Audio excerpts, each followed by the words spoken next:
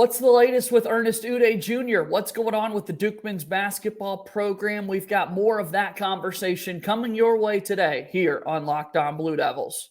Hi, everybody. Dick Vitale. Hey, make sure you listen, man, to Locked On Blue Devils with J.J. Jackson. He's awesome, baby. You are Locked On Blue Devils, your daily podcast on the Duke Blue Devils, part of the Locked On Podcast Network, your team every day.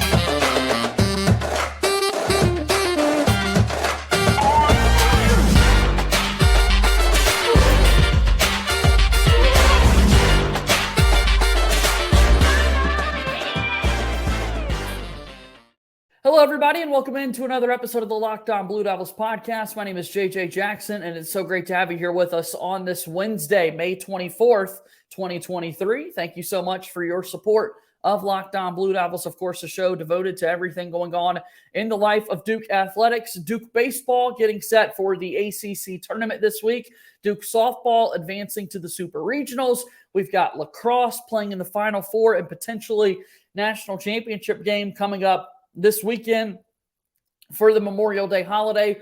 All that to say, a lot going on in the life of Duke athletics, and we're covering all of it here on Locked On Blue Devils. If you haven't done so already, please be sure to follow and subscribe to our podcast for free wherever you get your podcast and watch the show daily on YouTube. Let me bring in my co-host for today's show, Kevin Connelly, the site expert for Ball Durham. Kevin, appreciate the time. How are you? I'm good, JJ. How about you? I can't complain. Thank you for asking. Like I said, busy time with all these postseason athletic events taking place. And then, of course, we've got our eyes always on the Duke men's basketball program. So it's keeping you and I busy, man. Yeah, absolutely. It's been fun to watch. Although I think we can say one official former Blue Devil also in the NBA Finals, even though he doesn't get that much time on the court, and probably not one many expected, I think, to especially leaving Duke. Many expected to eventually reach the NBA Finals. Yeah, congrats to Jack White making it to the NBA Finals. Of course, the Denver Nuggets defeated the Los Angeles Lakers a few nights ago, swept that series. And it's really exciting for Jack to be in this position. Of course, doesn't play as much as you said, but nonetheless, that's such a cool experience to be in all of these games, to be around the great players like Jokic and Murray. Just really impressive what we're seeing from them as of late. Yeah, so pretty cool. And then you highlighted all the spring sports that, let's be honest, Duke has eyes at national championships in all three of those sports. So it should be a fun couple weeks upcoming. It's insane. This lacrosse program, of course, they've won national titles in 2010, 2013, 2014. John Danowski is one of the premier coaches in that entire sport. Brennan O'Neill is a sensational player in just his sophomore season. He's got SportsCenter top 10 highlights with some of these goals that he's been having as of late. Here you are, a Final Four on Saturday, and then a chance, if you win, to play in the national championship game on Memorial Day Monday. They're in Baltimore area. So I'm just so excited to see what the lacrosse team can do this upcoming weekend. And what a fun sport. One of the fastest growing sports over the last decade or so in terms of viewership and people being plugged in, and cool to see Duke at the forefront. Yeah, absolutely. I mean, I've started to cover some lacrosse in the last couple of years, and it's really a great sport. And you can really make a lot of parallels between Duke lacrosse and Duke basketball, where like national championships going into every season is the expectation with how dominant that program has become over time. Yeah, it's a good idea, or a good mindset to have that, hey, practice day one, we're expecting to hang a banner. And that's exactly what both of these programs are doing. So with that, as we kind of look at this Duke basketball program, I want to get to some recruiting elements here in just a moment and get your thoughts on some of the latest things that have been happening. But important to point out from folks, if you're looking at the calendar right now, it's Wednesday, May 24th. Coming up on the 31st, of course, is that big deadline for players to determine if they're staying in the draft or if they're coming back to school. But more notably, from a Duke perspective, June 1st is the first day that the NCAA Division I Men's Basketball Committee permits some on-the-court work, some practice to take place. So, Kevin, before we know it, next week, we're going to start to see some Duke content with some of these freshmen rolling in on the court. And, of course, all the returning guys there back in the Duke Basketball Practice Center.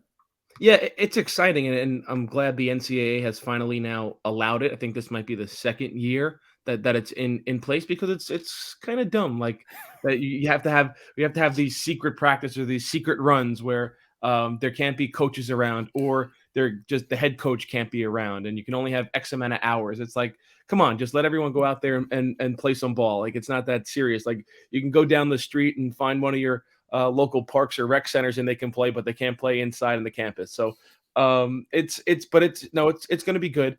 And yeah, like you said, a lot of big dates upcoming. I know we'll get into it a little bit later on here in the show.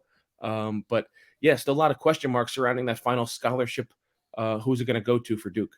And certainly options are out there, or this team continues to kind of move right. You don't have to necessarily bring somebody in for that last spot. Duke could find themselves in a position where they would rather give it to a walk-on player, kind of stick with their 12 that they've got and keep it moving from there. So we'll have that conversation here in just a moment. I was going to more so say, with June 1st coming up, with practice time kind of right around the corner, what a different vibe it is this season. Not only do you have Shire going into his second year, but way more pieces coming back to be on that practice floor than where we were a year ago, when it was only Jeremy Roach and Jalen Blakes who would put on Duke practice gear. Yeah, exactly. And one thing that, just to remind the listeners and viewers about that, like, Kyle Filipowski won't be out there after undergoing hip surgery at the end of the year. So, like, he won't be one of the players that you see getting a lot of work in on the court as he still recovers from that surgery. But I think the guys that you kind of want to see is Tyrese Proctor. I'm not sure of his return to the U.S. From spending a couple of weeks with family in Australia, but obviously him, Jeremy Roach, Mark Mitchell. I think a lot of people, like yourself included, want to see Jaden Shoot. Oh, yeah. You're a big Jaden Shoot guy. You want to see him Can't letting it fly from deep. And then obviously the freshmen. You want to see Caleb Foster. You want to see Jared McCain. You want to see Sean Stewart, because Sean Stewart will come up in our conversation a little bit later on, that, like, he might have to be ready to go day one.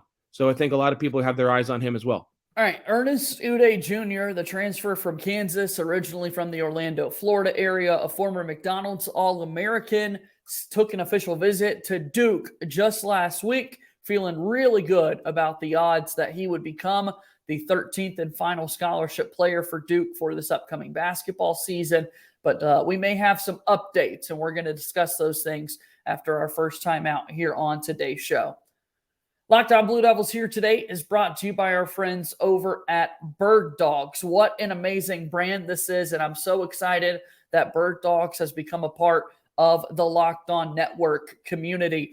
These clothing options are incredible. Fit, comfort, and versatility are what I like to highlight when it comes to Birddogs. I just feel like everyone looks better, and I certainly do feel great when wearing Birddog clothing. The stretchy fabric makes the legs look great, and they're just comfier than other shorts or pants that people could be having. So many high-profile celebrities are out there rocking Birddogs these days, and I want you to be a part of that community as well. You can do that by going to birddogs.com/lockedoncollege, and when you enter promo code LockedOnCollege, they'll throw in a free custom Birddogs Yeti-style tumbler with every order. Again, go check it out today, birddogs.com/lockedoncollege, the newest brand that you want to be wearing each and every day.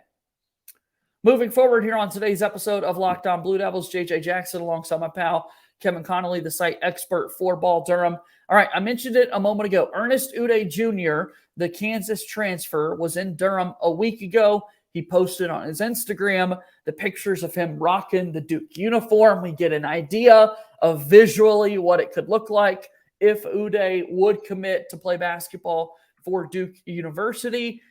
Kevin, let's talk a little bit about that, and then we've kind of entered a pause. We're waiting for more news to sort of come out about the Ernest Uday Jr. sweepstakes. Yeah, so right now there's a recruiting pause. There's a recruiting hold. I think it is lifted on May 26th. So in a couple days it's lifted. So, but a lot of people were expecting after that official visit, he was going to commit. Like, he was, we saw the predictions filing in, and recruiting now is such, it's a dangerous game. I mean, everyone holds you to these predictions and whatnot, and really these predictions don't mean anything. They're just people who are somewhat within the know putting a prediction in a website, and everyone takes that as the greatest thing of all time. But little do they know these predictors, if you want to call them that, they can change their prediction like that, and it doesn't go against their overall record. So I think that's first things first. But like a lot of people, they were expecting Ernest Uday Jr. to commit to Duke right after his official visit, and he would be the final scholarship vacancy for this Duke team. Kansas State and TCU also in the mix. At first, you saw reports that those two schools weren't confident he was even going to come on those visits. And now there's growing optimism that he is going to take the visits to those two other schools. So there's a lot of information out there about why a commitment hasn't happened yet from Ernest Uday Jr. Some of that's public knowledge. Some of it's not public knowledge. So we'll have to wait and see until the dust is all settled to see what the exact reason is that he will or will not be a Blue Devil.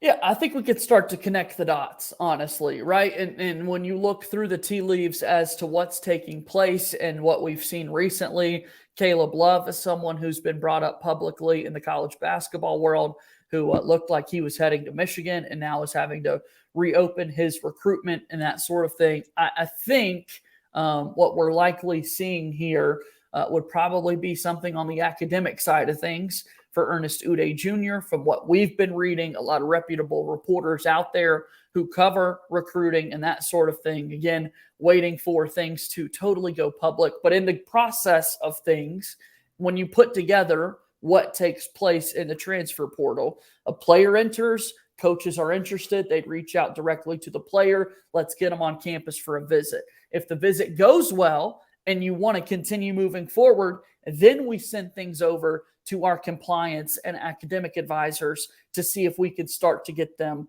in line. That's what happens at every Division I university. I would imagine, just again, I'm not reporting anything, don't know anything, but Kevin, you and I have been kind of following this for many, many years now at this point. That's how this transfer portal process goes. Once a player wants to go somewhere, let's set them up with compliance. Let's set them up with the academic advisors and see what's in place. Because otherwise, it just doesn't make too much sense that it did feel like there was such a high off of the visit. And now all of a sudden, momentum has fallen off. Something has gotten to have come up. Yeah. And again, you said those specifics haven't come out yet. I will say, I think it's a very different situation from the Caleb Love scenario, where I've been told that, like, ever since the second semester began and the Carolina basketball season ended, like, he kind of checked out of school in general. So I think it's two different scenarios. And I also think it's a little bit interesting that you're looking at Caleb Love, who's going into his fourth season, into his senior year, and Ernest Uday, who's only a freshman. So you wonder how, like, those credits and academics all line up and how they compare for someone who's looking to complete 3 years and one player who's only completed 1 year. So yeah, it's tough to get all into the specifics. And obviously then you're dealing with requirements of different schools and whatnot and what they require academically. Obviously, look at the two institutions in Duke University and the University of Michigan, and they're high profile academic institutions. So it's interesting that both those two high profile players coming from high profile basketball institutions like North Carolina and Kansas find themselves maybe in some sticky water, transferring a leg up to an academic school instead of just comparing all the basketball nuances. That Duke degree means something. And so certainly it's well earned for those that have been able to get one of those in their lifetime. And Ernest Uday Jr. Possibly might not get that opportunity, might not be transferring to Duke after all. So we'll continue to follow that. Of course, a lot of great recruiting experts out there and that sort of thing. So if, in fact, Ernest Uday does not become a Duke Blue Devil, what in the world does Duke basketball look like next year with that final scholarship spot? We discussed that after our last break here on the program today. Thanks so much for making Locked On Blue Devils your first watch or listen each and every day. Again, make sure you leave us a 5-star rating and written review on the Apple Podcast platform. If you're watching us on YouTube, go ahead and hit that subscribe button, like this video, continue supporting us here at Locked On Blue Devils. If you haven't done so already, make sure you also go check out Locked On College Basketball. Isaac Shade and Andy Patton do a remarkable job of covering everything that's going on in the college basketball world. Make sure you go support them in this amazing show. Locked On College Basketball, available wherever you get your podcasts and on YouTube. Moving forward here on today's episode of Locked On Blue Devils, JJ Jackson alongside my pal Kevin Connelly, the site expert for Ball Durham. Tell me a little bit about your website. Well, you could read us at balldurham.com. Follow us on Twitter at ball_Durham. And kind of what we highlighted at the beginning of the show. We're on top of everything right now in terms of spring sports and their competition for a national championship. We're also on the move NBA playoffs. Jason Tatum and the Celtics down 0-3 might be getting swept by the Miami Heat. Not a good look for them. Jack White, not going to have too much coverage on him in the NBA Finals because, like we said, doesn't get much time out there on the floor. But and then obviously Duke basketball recruiting news. We're all over it right now. Off-season time, Memorial Day weekend coming up, summertime, but we're still there covering all things Duke athletics.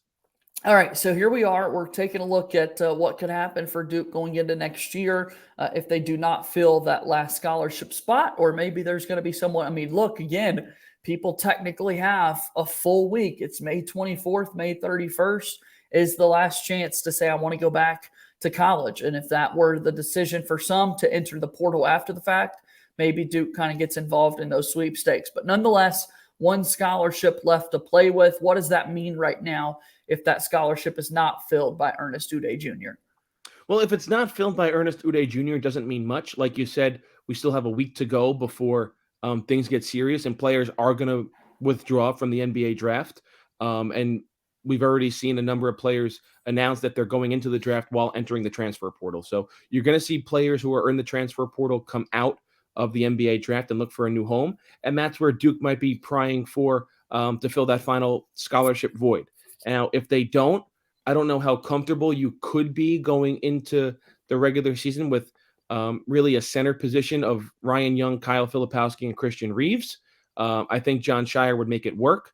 But then I think you start scratching your head that if Kyle Filipowski is going to play a lot of minutes at the 5, you could have tried to retain Mackenzie Mbako. So I think there's still some conversations to be had, and obviously still some discussions that can take place in like that mid-June area when everything settles. Still enough players on the roster to kind of make this work. We talked yesterday on the program kind of how deep this rotation could be and that sort of thing. And I'm very impressed with kind of what this roster looks like at this point. And there's still players that can contribute, right? Sean Stewart is going to be a really fun freshman coming in who's going to, I believe, make a defensive impact for this team. And then Christian Reeves goes into his sophomore season. And I really think that we could see this guy develop into a quality ACC level player, given what he was able to do in the limited minutes as a freshman. Well, yeah, you look at Christian Reeves and his height alone makes him an intriguing prospect, right? But we talked about the beginning of the show. I mentioned Sean Stewart, and pending what Duke does with that final scholarship, if they don't fill it, he's going to have to be ready to go day one. You'd probably have Ryan Young as your starting 5. That's what I would assume. I think you would roll with the 4 returnees and Ryan Young at the 5. I don't know how comfortable John Shire would be with that starting 5 in terms of not really having that true rim protector that they've had each of the last 2 seasons with Mark Williams in Coach K's final year and then last year with Derek Lively. But you could have Christian Reeves coming in and playing, I don't know, anywhere between 10 to 15 minutes off the bench and try and provide that rim presence and allowed your defense to expand more with the really good perimeter defenders in like Mark Mitchell and Tyrese Proctor. The answer would certainly change to some degree if a new player came into the mix, right? If someone transferred into the program with more experience. If nobody does, and then if somebody does, 13 games played last year for Christian Reeves, does he see the floor in more games this upcoming season, would you think? I think he probably will, regardless if they bring somebody in. If they don't, definitely he will. Right. Even if they do, I still think he'll play more than 13 games. Now, I don't about his minutes. If they bring somebody in, I don't think it'll be more than 5 minutes per game, pending injuries and whatnot. Knock on wood. My desk here is wood. You don't want to wish injuries on or talk about injuries in late May. But yeah, I think he will play more than 13 games, and I think you'll see those points and rebounds per game numbers take a little bit of a jump up. Excited to see what the Duke basketball team is going to look like, and obviously getting closer to practice. I think a lot of people are going to be really curious what the guard rotation will look like in particular. And boy, it's going to be a luxury to have so many guards there playing together and being able to kind of play off one another. All four, five, six of them have different skill sets and things that they can bring to the table. And so that backcourt is also something to sort of follow as we get closer to the start of some practices. Yeah, absolutely. And I think we talked about this once Jeremy Roach announced he was coming back, is now Caleb Foster and Jared McCain can develop at their own pace. And I think that's important, that they don't have to be thrown into the fire day one like Sean Stewart might be, pending what happens with the final scholarship. I still think Jared McCain is going to be an impact player just from his shooting ability alone. That's going to get him a lot of minutes on the floor. And I've mentioned, I think Caleb Foster is a multi-year player. Jared McCain might be a multi-year player too, but depending how well he can shoot the ball in year one is going to determine his draft status for next June. Kevin, it's great to see you as always. Give me one more plug once again for Ball Durham. You could read us, balldurham.com. Follow us on Twitter at @ball_Durham for all your Duke athletic wants and needs. Really appreciate the time, Kevin. We'll talk again soon, okay? Thanks, JJ. All right, that's Kevin Connelly, the site expert from Ball Durham, here with us on Locked On Blue Devils today. Really do appreciate him joining us each and every week. That'll do it for today's show. As always, go Duke. I'll talk to you tomorrow. My name is JJ Jackson. Thank you and good day.